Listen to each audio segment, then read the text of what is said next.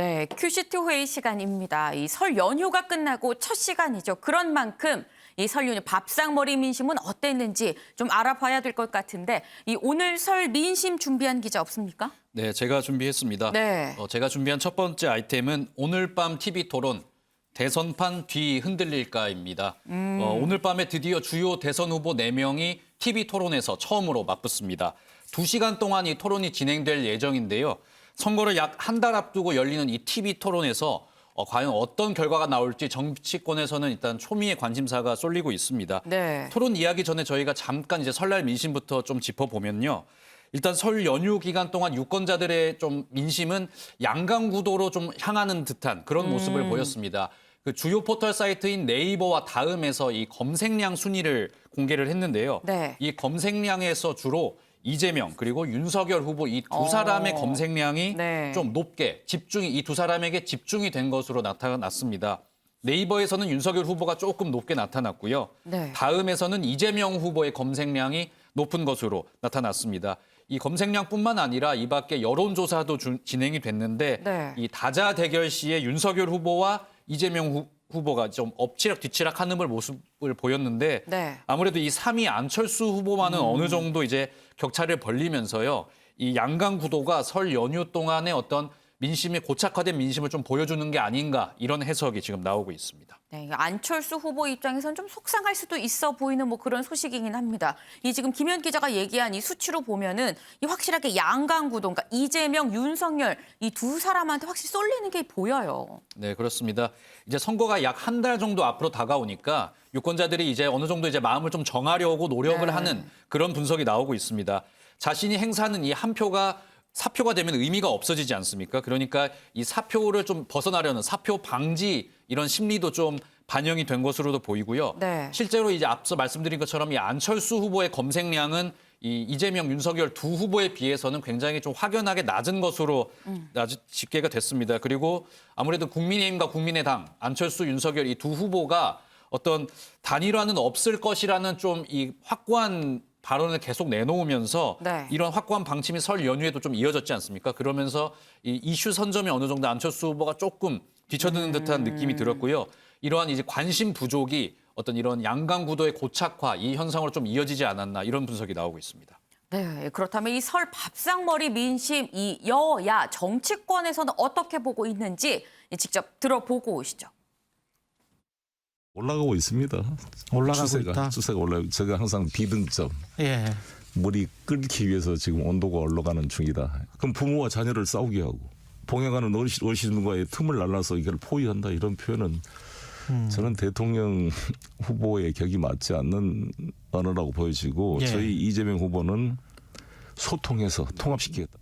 그 설 연휴를 앞두고 민주당에서 굉장히 조직적으로 여론조사에 응답해달라는 이제 운동을 했습니다.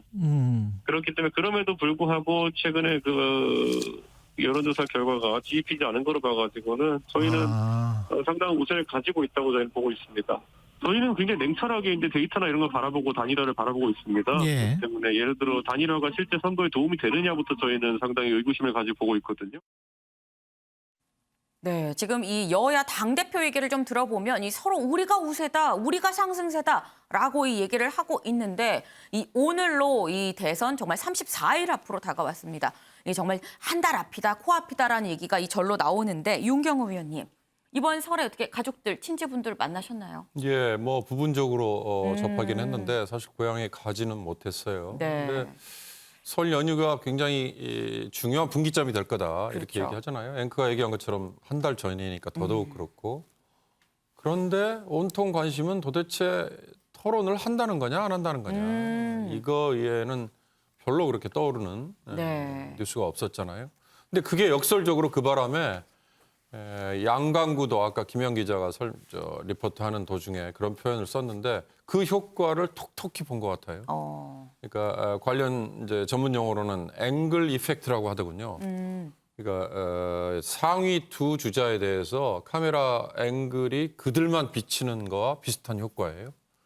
그러면서 안철수, 심상정 그리고 나머지 후보들에게는 관심권에서 살짝 멀어졌으니까 네. 이게 긍정이든 부정이든 간에 그 효과는 톡톡히 봤어요. 그래서 양강 구도가 형성이 된 거다 이렇게 되는데 통상 설 이럴 때는 그동안에 유권자들이 몰랐던 정보, 후보에 대해서 궁금한 것 중에 몰랐던 측면 이런 거를 좀 알게 되고 또 가까운 친지들로부터 얘기를 들으면서 네. 약간 영향을 좀 받고 이런 건데 그렇게 좀 구성되는 민심이 있죠. 그렇습니다. 그게 과거의 통상적인 모습인데 지금은 SNS뿐만 아니라 뭐 온갖 정보가 넘쳐나고 그걸 어떻게 본인이 선택하느냐의 문제만 남아있기 때문에 새로운 걸 아는 거는 별로 그렇게 많지 않은 거예요. 그런 점에서 이번 설 연휴 때 민심의 변화는 그렇게 크게 보이지 않았을 것 같다. 그런 생각이 들었습니다. 네, 지금 이 윤경호 위원께서 이런 말씀을 주셨죠. 이 가까운 가족, 친지들을 만났을 때 하는 얘기가 온통 토론 하냐 안 하냐였었다라는 말씀을 주셨는데, 네, 실제로 사실 설 민심에 가장 큰 영향을 줄 거라고 예상이 됐었던 게 바로 이 사자 토론이었습니다. 하지만 결국 이 끝내 이 설 연휴에 열리지 못하고 오늘 저녁에나 열리게 되는 셈인 건데, 이 김현 기자, 여야 입장에서는 지금 굉장히 이번 토론 좀 벼르고 있을 것 같아요. 네, 그렇습니다. 앞서 말씀하신 대로 이재명, 윤석열 후보의 이 양자 토론이 끝내 문산이 되면서 오늘 이 사자 토론에 굉장히 큰 관심이 쏠리고 있습니다. 이재명, 윤석열 후보 두 후보 이제 격차 크지 않기 때문에 이 박빙 상태 지지율 오늘 토론으로 이제 좀 크게 영향이 받을 것으로 보이는데요. 네. 이 결정적인 역할을 할 것으로 보이기 때문에 이 양 후보 측도 이 토론 준비에 완전히 올인을 하고 있는 그런 모습을 보이고 있습니다. 양측이 이제 토론을 앞두고 있는데 토론을 앞둔 양측의 이야기 직접 한번 들어보시겠습니다. 누가 더 일 잘할 후보인지, 누가 더 잘 정책적으로 준비되어 있는 후보인지를 보여주겠다. 이런 목표를 가지고 TV 토론을 준비하고 있습니다. 또 국민들이 궁금해하고 계시는 대장동, 또 성남FC, 불법 변호사비, 대납 의혹 이런 것들에 대해서 국민들께서 생각할 수 있는 기회를 드리는 시간으로 그런 기회로 활용하고자 준비하고 있습니다. 네, 오늘 TV 토론이 2시간 동안 진행이 되는데 이재명 후보 측은 일단 유능 대 무능의 대결이 될 것이다. 이렇게 어떤 선거의 토론에 나서는 각오를 좀 밝힌 상황이고요. 네. 윤석열 후보 같은 경우에는 이 검사가 아닌 지도자의 모습을 보여주는 TV 토론이 될 것이다. 이렇게 어떤 또 양측이 자신감 있는 모습을 좀 보여주는 그런 모습을 보였습니다. 오늘 TV 토론 결과에 따라서 이 지지율 좀 결정적인 역할을 할 것으로 보이는데요. 양측이 좀 어떤 성적표를 받아들이게 될지도 유심히 좀 관심 있게 지켜보시면 좋을 것 같습니다. 네, 이 지금 김현 기자 얘기를 들어보면 이 여야, 뭐 민주당, 국민의힘 다 약간 어떤 프레임을 지금 정하고 지금 나오는 것 같은 느낌입니다. 이재명 후보는 유능과 이 무능, 이 유능한 후보임을 좀 강조를 하고 국민의힘 쪽에서는 이 국가 지도자로서의 어떤 면모를 좀 강조할 것으로 예상이 되는데 소종섭 위원님. 네. 아마 지금 이 후보들은 칼을 갈고 있을 거예요. 지금 몇 시간 안 남았거든요. 이 관전 포인트를 좀 뽑아본다면 뭐가 있을까요? 일단 큰 틀에서는 이제 국가 지도자로서의 비전을 얼마나 보여주는가 이런 네. 부분이 하나 포인트가 될 것 같고 그를 구체화하기 위한 강론으로 이제 정책 능력이라든지 네. 각종 위기에 대한 대처 능력 이런 것들은 또 후보들이 어떤 모습을 보여주는가 이런 부분도 하나의 관전 포인트일 겁니다. 네. 그런데 이제 하나의 정치적인 측면에서 좀 더 관심을 끌 수 있는 부분은 이 양강구도 판세의 변화를 불러올 수 있는가 하는 부분이 하나가 있죠. 그러니까 현재 이 박빙의 경합 구도를 형성하는 속에서 윤석열 후보가 박빙의 그 오차범위 내에서 네. 이재명 후보를 약간 앞서가고 있는 이 흐름이 쭉 이어지고 있지 않습니까? 이런 부분들이 이제 이번 TV 토론을 통해서 바뀔 수 있는 것인가? 그러니까 이재명 후보가 다시 윤석열 후보를 뭐 오차범위 내든 안에 좀 다시 앞서는 상황이 벌어질 수 있는 것인가? 이 부분이 하나가 있는 거죠. 네. 이것을 위해서 이제 이재명 후보는 집권여당 후보로서의 어떤 안정감과 신뢰감 이런 것들을 시청자들에게 국민들에게 잘 보여줄 수 있는가 하는 네. 부분이 굉장히 중요해 보이고 윤석열 후보로서는 이 국가 대통령을 꿈꾸는 사람으로서의 하나의 미래 비전, 희망 이런 것들을 설득력 있게 국민들한테 잘 토론회에서 보여줄 수 있는가 하는 부분이 네. 중요할 겁니다. 두 번째 관전 포인트는 이른바 이 양강 구도를 그러면은 깰 수 있을 것인가. 그러니까 안철수 국민의당 후보와 심상정 정의당 후보가 얼마나 이 이재명, 윤석열, 이재명 두 후보를 효과적으로 토론회에서 이른바 공략할 수 있는 것인가. 이 부분이 또 하나의 관전 포인트죠. 지금 뭐 네. 안철수 후보는 어떤 도덕적인 흠결이 없는 후보 그리고 과학기술에 장점이 있는 이런 미래지향적인 후보 이미지를 강하게 내세우면서 아마 윤석열 후보와 이재명 후보를 비판할 것으로 보이고 심상정 후보는 정의당으로서의 어떤 독특한 그 자신들만의 브랜드를 얼마나 국민들한테 강력하게 어필할 수 있는가 이런 부분이 상당히 좀 중요해 보입니다. 결론적으로 봤을 때 양강구도 판세에 변화가 있느냐 그리고 양강구도 판세를 제3후보들이 흔들 수 있는가 이것이 오늘 토론회의 흥미로운 관전 포인트가 아닌가 그렇게 봅니다. 네, 뭐 이게 한 줄 요약을 좀 해보자면 일단 이 오늘 저녁에 있을 4자 이 토론의 가장 큰 관전 포인트는 양강 구도가 깨질 것이냐 아니냐 뭐 이 부분이라고 좀 볼 수 있을 것 같습니다. 그런데 김현 기자, 일단 4자 토론은 오늘 저녁에 하기로 했어요. 그러면 이 앞서서 결렬된 양자 토론은 뭐 부활될 가능성은 없는 거예요? 네, 국민의힘에서 오늘 진행되는 이 4자 토론 말고 네. 추후에 이제 양자 토론을 다시 진행하자 뭐 이런 이야기가 나왔습니다. 이양수 국민의힘 대변인의 이야기인데 오늘 이제 4자 토론을 끝낸 뒤에 한 3, 4일 뒤에 이제 양자 토론을 이재명 측이 원한다면 네. 다시 한번 진행을 하려고 이제 제안을 좀 검토하고 있다 이렇게 이야기를 했는데요. 이 양자 토론 뭐 성사 여부에 따라서 윤석열 후보의 호남 방문 일정도 조정을 할 의향이 있다 이렇게 밝혔거든요. 네. 실제 검토 중인 것으로 지금 알려졌는데 하지만 뭐 아시다시피 지난 실무 토론에서 이 토론 자료 지참 문제 때문에 이 이견이 결국 불발이 됐지 않습니까? 네. 그리고 이 부분에서 견해가 좁혀지지 않았기 때문에 이 양자 토론이 실제로 진행이 될지는 좀 지켜봐야 될 것 같습니다. 네. 사실 이 한 번 이미 결렬됐었던 이 양자 토론이기 때문에 이게 또 다시 승사가 될 것인가 하는 부분에 있어서는 뭐 반신반의하는 그런 부분이긴 합니다만 어쨌거나 뭐 가능성이 완전히 닫힌 것 같아 보이진 않습니다. 그런데 사실 이 어제 이재명, 윤석열 후보의 양자 토론 말고 또 다른 양자 토론이 있었습니다. 유호정 기자. 네, 이 토론도 굉장히 관심이 많이 쏠렸어요. 네, 맞습니다. 이재명 후보와 김동연 후보 간의 양자 토론이었는데요. 여기에 유튜브 생중계가 됐는데 네. 이 동시 접속자 수가 굉장히 높았습니다. 그만큼 관심이 높았다라는 뜻으로 볼 수 있을 것 같은데요.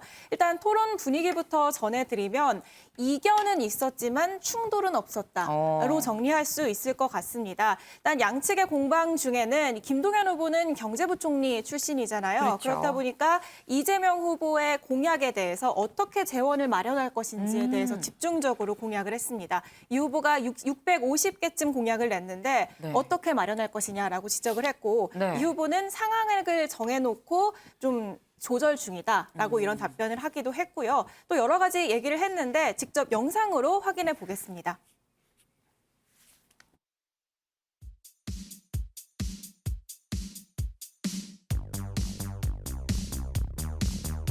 그 많은 후보들이 공약을 그 백화점에 내고 있는데 제가 정책본부에도 예산 가용 범위를 넘어서면 안 된다. 저는 지금의 개헌의 방법으로는 개헌이 불가능하다고 생각합니다. 가능하면 합의되는 것부터 부분적으로. 그 3선 이상 국회의원이 72분입니다. 아, 그런가요? 예, 네. 그중에 4선 이상이 31분입니다. 네. 저는 기본적으로 지금 당장 다 적용하는 게 맞다고 좀 판단하긴 하는데 이번에 선거 비용 얼마나 쓰실 예정이십니까? 아직 세부적으로는 계획을 못 해봤는데요. 선거 보조금에 대한 그 폐해를 말씀드리려고 하는 네, 겁니다. 그 지금 두 정당을 포함해서 정당 보조금 1년에 1,000억 나갑니다. 네. 대신에 유권자들에게 정치 바우처 5,000원씩 주자.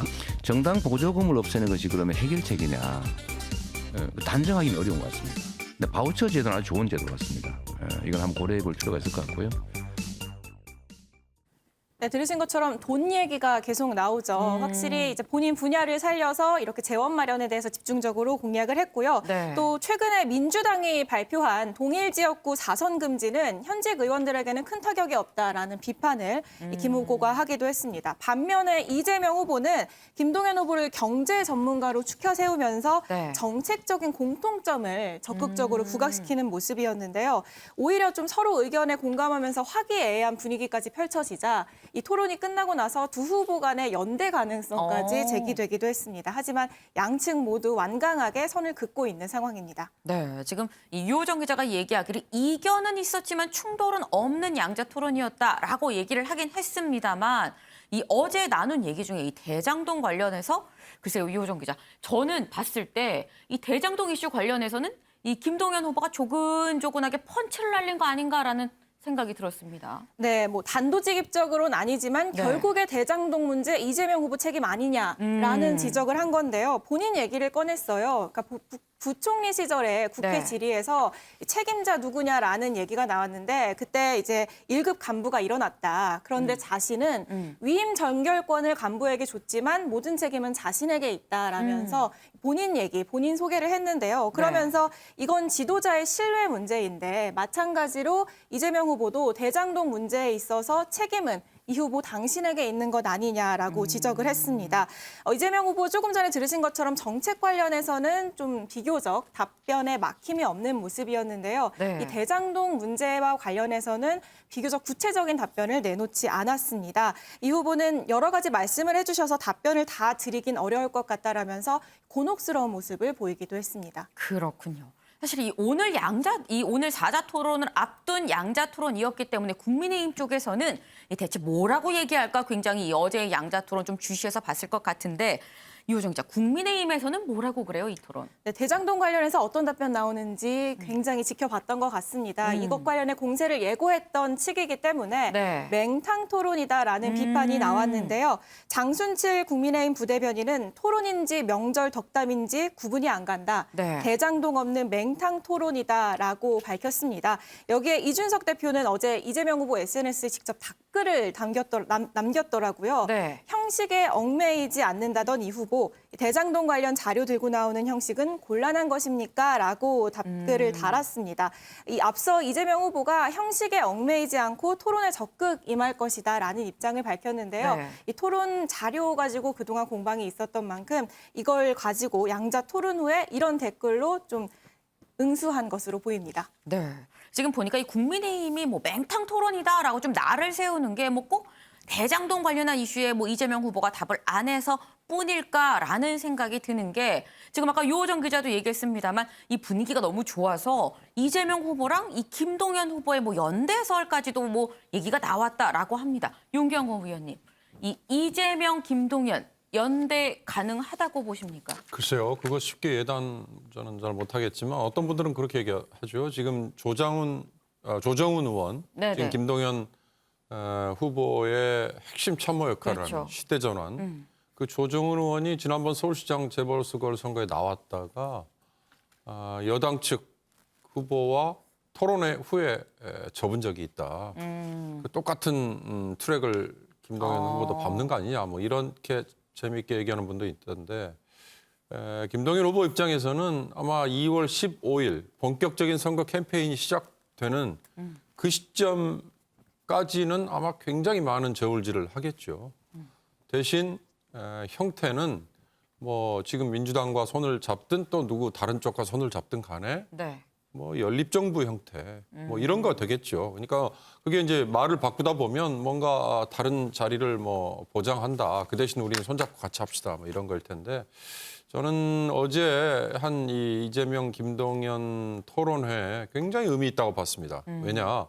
지금 디지털 기술이 발달되어 있는 시대고 그다음에 더군다나 코로나 때문에 비대면을 더 권장하잖아요. 네. 옛날 방식으로 광장에 많은 사람들 모아놓고 유세하고 돌아다니면서 악수하고 껴안고 그렇게 해서 표를 호소하는 것보다는 저렇게 여러 채널의 매체를 통해서 유권자들이 볼 수만 있다면 후보들이 앉아서 저렇게 토론을 하고 내 생각을 밝혀주고 네. 보는 사람들 입장에서는 과연 이 사람이 대통령 감이 되느냐, 정말 엄청난 지식을 가지고 있느냐, 순발력이 있느냐, 또 인내력도 있느냐, 아니면 상대를 뭔가 공격할 수 있는 날카로움도 있느냐, 뭐 이런 거를 정말 차분하게 볼 수 있는 좋은 기회 아니에요? 그런 점에서 저는 이렇게 1대1 또는 뭐 1대 다자간 이런 토론이 그런 광장이나 아니면 돌아다니면서 하는 유세 이런 거를 대신할 네. 수 있을 그런 시대가 됐다. 그런 점에서 저는 이런 것들이 굉장히 많이 권장이 됐으면 좋겠고요. 그게 네. 어저께 이재명, 김동연 후보 이게 물꼬를 튼 걸로 저는 그렇게 평가를 하고 싶습니다. 네. 일단 이 두 사람의 연대 가능성은 뭐 판단하기 어려운 상황이긴 하지만 어쨌거나 이런 식으로 자꾸 토론하고 비전을 얘기하고 정책을 얘기하는 자리가 이 많으면 많을수록 좋다라는 이런 말씀이셨습니다. 그런데 이재명 후보랑 김동연 후보 이 두 사람의 연대설 말고 또 단일화 얘기가 나오는 부분이 있죠. 바로 이재명 후보랑 안철수 후보의 단일화 얘기도 지금 솔솔 나오는데 유호정 기자, 이 국민의힘 입장에선 좀 조마조마할 수 있는 부분 아닐까요? 네, 맞습니다. 뭐 단일화 가능성에 대해서 예측은 어렵겠지만 그런 이야기가 나오는 것도 사실인데요. 일단 이준석 대표에게 안철수, 이재명 두 후보 간 단일화에 대한 가능성을 물어보는 질문이 갔습니다. 여기에 상상 가능한 범주다라는 답변을 내놨는데요. 네. 그러면서도 안 후보를 저격한 발언을 덧붙였더라고요. 안 후보가 또다시 차선을 변경해 민주당 쪽으로 간다면 놀랍지도 않고 별로 기대도 없다. 이런 얘기를 했습니다. 그러면서 윤석열, 안철수 두 후보 간의 단일화는 아마 없을 것이다라고 전망을 했는데요. 그러니까 D-40, 40일을 남긴 이후가 그 네. 이후 지나서는 단일화에 돌입한 사례가 없다라면서 아마 앞으로도 없을 것이라고 덧붙였습니다. 소종섭 위원님, 지금 이준석 대표의 얘기는 물리적으로 시간이 부족하기 때문에 단일화가 성립할 수가 없다라는 지금 얘기를 하고 있습니다. 동의하시나요? 굉장히 시간에 쫓기는 것은 분명하죠. 이게 아마 시청자분들께서도 많은 분들이 이제 2002년 노무현 정몽준 단일화를 기억을 하실 텐데 그때 대선일이 12월 19일이었습니다. 그런데 최종적으로 이제 여론조사를 통해서 단일 후보로 노무현 후보가 단일 후보로 확정된 게 11월 24일이거든요. 네. 그렇다면 투표일 한 25, 6일 정도 앞두고 단일 후보가 확정이 됐습니다. 그랬던 것 같아요. 네, 확정이 된 시간이 그 정도거든요. 네네. 그 전에 이제 서로 협상을 통해서 뭐 문항 확정하고 이런 것은 한 40일 전에부터 시작이 됐던 거죠. 시작이 돼서 실질적으로 된 게 한 25일 남겨놓은 시점이기 때문에 네. 이번 대선이 3월 9일 아닙니까? 그렇죠. 그렇다면 2002년의 경우를 역산해서 이렇게 계산을 해본다면 2월 한 14일, 15일쯤에 단일 후보가 확정이 된 거나 마찬가지거든요. 그러면 오늘이 2월 3일인데 지금쯤이면 양쪽이 이제 만나서 협상팀 꾸려가지고 여러 가지 뭐 그럼 여론조사로 하게 된다면 문항을 어떻게 할 거냐, 다른 방법을 할 거냐 얘기를 하고 있어야 되는 시점입니다. 그런데 지금 그렇습니까?